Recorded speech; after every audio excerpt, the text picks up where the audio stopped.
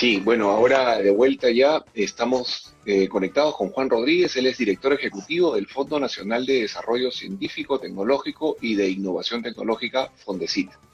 Muy buenas tardes, Juan. Hola, muy buenas tardes. ¿Qué tal, Marco? Bueno, hablantes, empecemos. Tenemos un gran tema el día de hoy, ¿verdad? Y es justamente hablar de la ciencia, la tecnología y cómo esto es tan importante en la vida de las personas en general. No creo que la modernidad, que ya lleva sus siglos, está justamente centrada en la ciencia, en la tecnología, y la ciencia y la tecnología nos han hecho una gran promesa, ¿no? Y esta gran promesa tiene que ver con el generar el desarrollo. Y el desarrollo creo que tiene que ver, digamos, con un tema de desarrollo económico, de desarrollo en términos de tecnologías justamente, de producción. Pero también hay otro lado de la promesa y creo que la ciencia también es un instrumento para generar bienestar, para generar una mejor convivencia, una mejor relación entre los seres humanos. Entonces, con este marco un poco yo quisiera preguntarle, ¿no?, a nuestro invitado, digamos, un comentario sobre el tema de Concitec y cómo en el país, digamos, se va impulsando estas diferentes formas de ciencia. O es que tal vez estamos más enfocados en un tipo de ciencias. ¿Cómo logramos que la ciencia nos vaya dando respuestas, tanto para el lado económico productivo, cuanto para el lado humano y del desarrollo social? Esa es mi primera pregunta para nuestro invitado. Humberto, qué linda pregunta me has hecho. A ver, comencemos. La ciencia y el conocimiento es la apuesta segura hacia el desarrollo. No hay ninguna duda sobre eso. Los países que así han apostado definitivamente han avanzado más rápidamente en la cohesión de sus sociedades y en la obtención de mejor calidad de vida para las mismas. Ahora, en este contexto, llevando a una sociedad joven como es la nuestra, la peruana, apoyar a la ciencia y la tecnología ciertamente nos va a dar cada vez mejores mecanismos para afrontar con éxito esos retos que día a día se nos presentan. Pero, ¿en qué contexto esta ciencia debe enfocarse en nuestro país? En modo de ver, en todos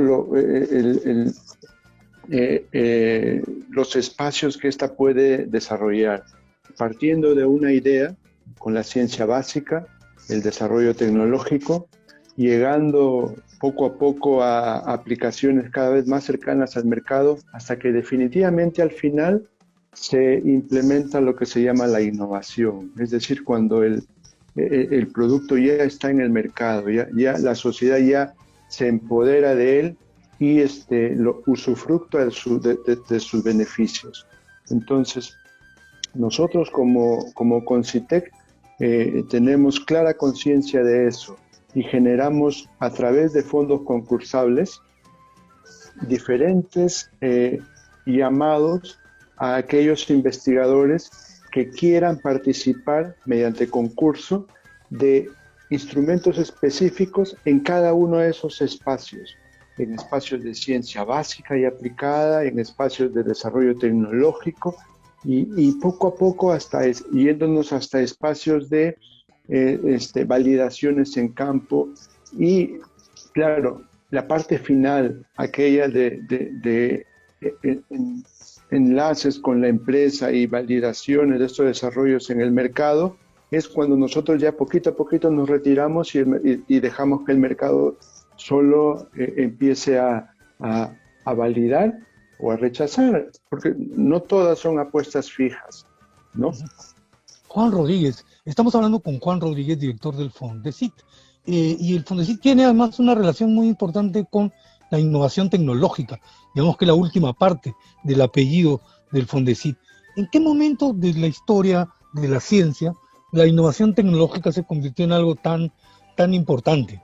Y también quisiera que nos cuentes un poco sobre cuál es la potencia de innovación tecnológica que tenemos en el Perú. A ver, mira, Y el concepto en sí de innovación tecnológica ha venido desde épocas inmemoriales, cuando un instrumento, por ejemplo, efectivamente le sirvió a alguien para beneficio propio y lo fue mejorando y lo fue utilizando en la sociedad. En sociedades más organizadas se ha promovido de un modo sistemático esto. Por ejemplo, sabemos que hay núcleos de desarrollo muy interactivos, como el Valle del Silicio en Estados Unidos, y sitios específicos donde un grupo de gente muy grande, muy especializada, se van sumando unos con otros alrededor de ideas, de productos que lleguen al mercado. Sin embargo, el concepto de innovación no debe verse separado del concepto de la investigación científica, porque todo está alrededor, aglutinado, unido, mezclado. Claro, la parte final va al mercado, pero para que vaya al mercado necesita la parte inicial, que es la investigación científica propiamente dicha, ¿no? Sino que por un proceso de sistematización de las cosas, a veces tendemos a separarlas, ¿no? Juan, en la misma línea de lo que planteas y nos estás Sí, comentando acerca de Fondesit y sus funcionalidades y los desarrollos que fomenta, a veces se piensa que la sofisticación, una tecnología de punta y temas vinculados a, digamos, a aparatos de desarrollo de infraestructura muy avanzada son la cara visible de el desarrollo científico, de la innovación tecnológica y digamos, ahora último hay una tendencia en la cual elementos ancestrales, desarrollos milenarios se combinan y se combinan de una forma interesante e ingeniosa, ¿no? Por ejemplo, el site de la papa en el ámbito de Produce es una buena muestra de cómo estos elementos muy antiguos pueden tener desarrollos muy innovadores ahora último. O por ejemplo, cuando uno dice andenes en el Perú, ya inmediatamente lo relaciona pues con nuestras culturas, digamos, ancestrales. Pero cuando dice terrazas y bancales es un término similar al de los andenes, pero que tiene un desarrollo global y que hacen congresos y espacios internacionales. Entonces, esa dimensión de articulación entre lo antiguo y lo muy moderno, ese equilibrio, ¿cómo estamos en esa dinámica en Perú para no caer en la idea solamente de que lo muy avanzado, lo muy sofisticado, si hay inteligencia artificial, es garantía de que hay innovación, pero desconocemos esa otra parte que también es muy potente? Cuéntanos. y ahí viene un poco eso que se llama reconocer lo que somos realmente, ¿no? Reconocer de dónde venimos, reconocer nuestras ventajas, si se puede llamar comparativas, en función de los resultados, no en función de lo que tenemos como materias primas en realidad, sino de lo que apoya nuestro desarrollo como cultura desde hace mucho tiempo y que efectivamente marcó hitos de desarrollo muy importantes. Y los ejemplos que me has comentado son realmente resaltantes y que muchas veces hemos soslayado su importancia porque nos hemos asociado a sumarnos a la ola, ¿no? La ola súper avanzada de otros sitios y bueno, nos subimos ahí y nos ayuda un poquito, ¿no? Y después nos dejan porque tienen muchos más recursos, mucha más gente trabajando y nosotros perdemos a veces el tren de ese desarrollo por falta de convicción, ¿no?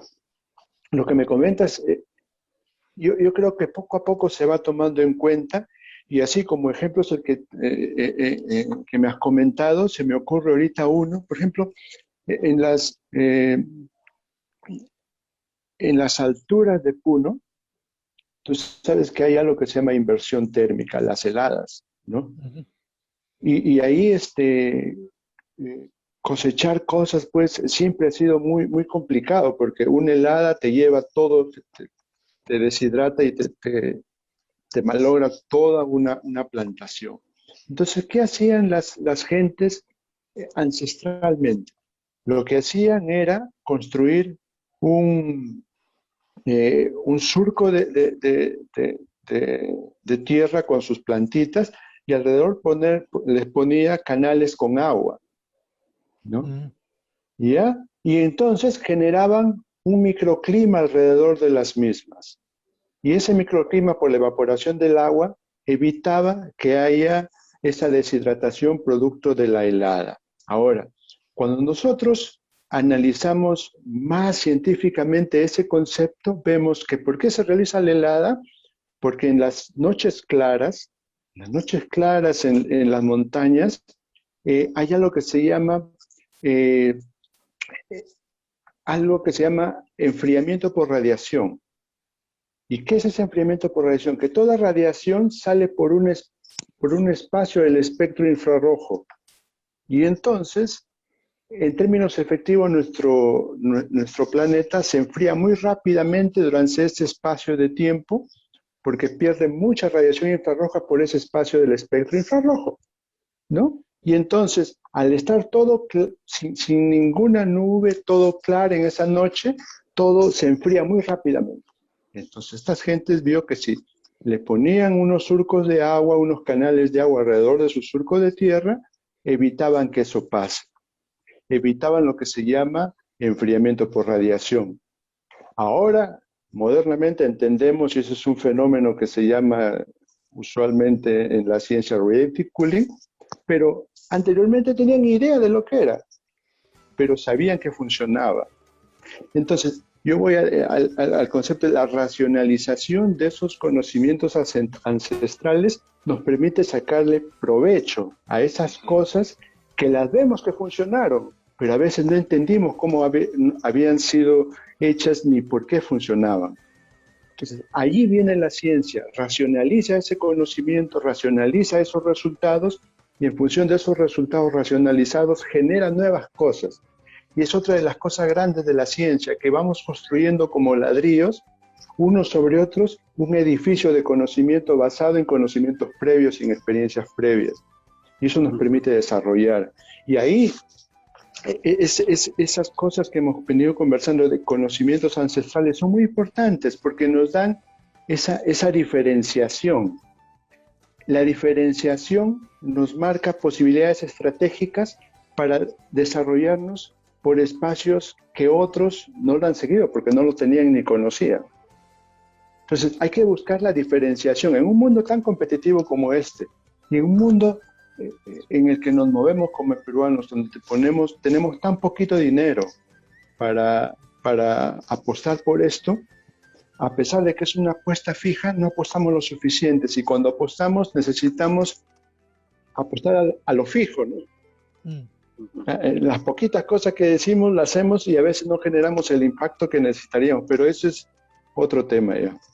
Sí, bien, Juan, realmente interesante lo que está saliendo en esta conversación, ¿no? Porque sí, muy divertida. Claro, podríamos plantear a veces la imagen de lo científico. Es como algo, es un laboratorio, es tecnología sofisticada, es lo que decía Marco, inteligencia artificial. Y entonces asociamos mucho de lo científico a ese paradigma, a ese estereotipo, digamos. Pero lo que se está mostrando con lo que nos vas contando, Juan, con también el comentario de Marco, al un poquito intentar separar en un primer lugar lo que es la ciencia y la innovación, ¿no? En el sentido de que en lo ancestral queda claro que había una innovación permanente. O sea, los seres humanos, la humanidad desde sus albores, quizás es más, la humanidad es justamente el producto de la innovación. O sea, si no hubiéramos sido capaces de innovar como seres humanos, no hubiéramos logrado ese nivel de desarrollo como especie, digamos, ¿no? Porque quizás la característica esencial del ser humano es esa capacidad de innovar. Y entonces la ciencia es como una forma de innovación ¿no? Una forma que tal vez se da cuenta de su lógica, de su proceso, y sobre eso hace que la innovación pueda fluir mejor, pero también es muy importante este planteamiento de que los peruanos, ¿no? Ancestralmente, o sea, venimos en una fuerte tendencia a la innovación, y la prueba sería el desarrollo de la papa, como lo decía Marco, y el desarrollo de esta agricultura en base a los surcos y a todo este concepto que de alguna manera, sin tenerlo con la precisión que lo tenemos ahora tal vez, pero sí tenían ese conocimiento y esa experiencia, ¿no? El manejo de agua, por ejemplo, ¿no? Claro, tal vez sea un tema de volver a nuestra raíz de investigación y no pensar, digamos, en que tenemos que necesariamente importar un patrón europeo de investigación, sino tener también un patrón peruano, andino, de investigación. Tal vez sobre eso, si tuvieras algún comentario, Juan, para ir cerrando este bloque. Bueno, la verdad que yo siempre he pensado que para la ciencia y la tecnología, para un desarrollo saludable, habría que siempre coger todo lo que nos pone a nuestra disposición nuestro entorno, ¿no? Si son esos conocimientos ancestrales y están ahí, hay que tomarlos. Sin dogma, hay que tomarlos simplemente porque están ahí y nos dan ese sentido de diferenciación. Sin desconocer que existe la inteligencia artificial, sin desconocer que existe las redes neuronales o cosas más sofisticadas. Hay que juntar todo eso y hay que generar desde aquí una corriente que nos permita desarrollar esas cosas que necesitamos. Somos un país con una serie de necesidades. Desde el punto de vista de Estado, somos un Estado chiquitito.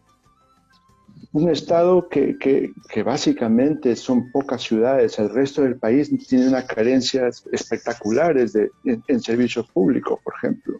Y ahí debemos entrar. En temas de servicios de energía, de agua, de educación, sofisticaciones en esos temas, sofisticaciones en temas de construcción. O sea, ese tipo de cosas son muy importantes tomar en cuenta. Y claro, tenemos algo sumamente valioso, que son ese tipo de respuestas que nuestros antecesores han dado frente a los problemas que han tenido. Y muchas de ellas no las hemos tomado en consideración porque hemos estado muy distraídos en cosas menos importantes quizás. Entonces hay que prestarle atención a eso es cierto. Bien, Juan, te agradecemos por tu participación en este bloque. Realmente nos ha ayudado a expandir los conceptos de la ciencia y ir rompiendo esos estereotipos que limitan, ¿no? Y avanzando a una ciencia, digamos, a tener una idea de una ciencia más abarcativa, más vinculada a la innovación, al desarrollo y a la vida cotidiana. Muchas gracias, Juan.